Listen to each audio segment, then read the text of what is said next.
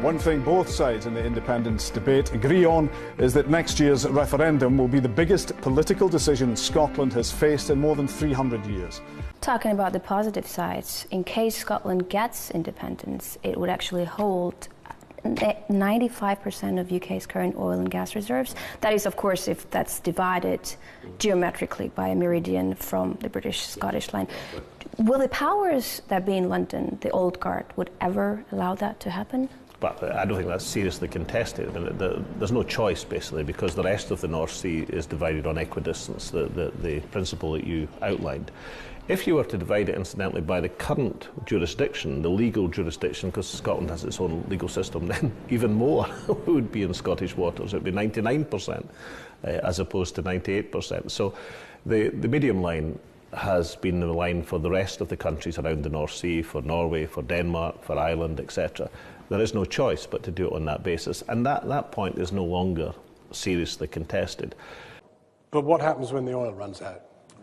Well, the IFS says, look, there's going to be a big challenge in the future because oil revenues are inevitably going to decline. Now, I want to dispute this and try and dispute it in logic that stands up to some examination. We know there's about 20 billion barrels of recoverable oil equivalent left. And if you assume that oil is going to be $100 a barrel, which is not an unreasonable assumption, most people would say it's going to be a lot higher than that, then that equates to £1.5 trillion of value over the next 40 years or so. Over the last 40 years, the value in the same terms of the oil and gas that's been extracted to date is 50% less than that. It's £1 trillion. So £1.5 trillion in the future, £1 trillion over the last 40 years. Now, okay. Have you factored in American fracking?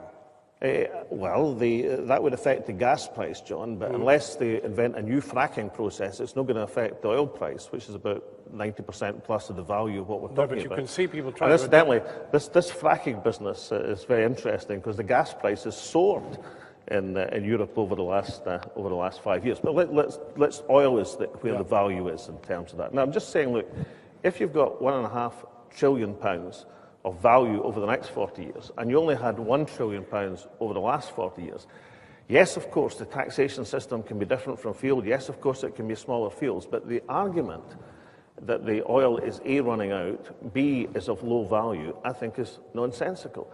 The first time I ever heard, a respected London journal argue that oil was about to run out was The Economist magazine, who in an article, I think I'm right, in 1982, confidently declared there was only 20 years of oil remaining in the North Sea at production levels.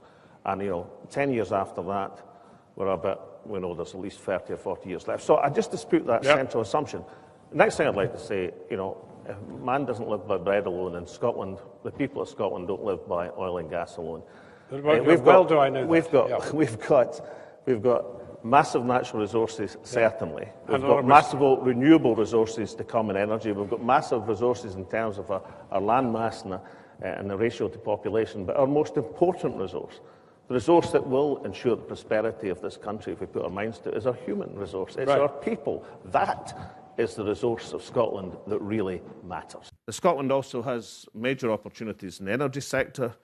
Research that was published last month demonstrated that Scotland is responsible for some 2/3 of the European Union's oil production.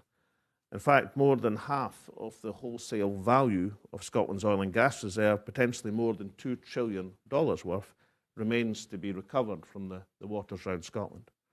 As a result, last year saw a record level of investment in the North Sea oil and gas sector. Supply chain companies based in Scotland now sell to more than 100 countries around the world, and Aberdeen is the largest energy centre on the planet after Houston. Now, beyond that, Scotland has the ambition and the potential to become the renewable energy powerhouse of the continent of Europe.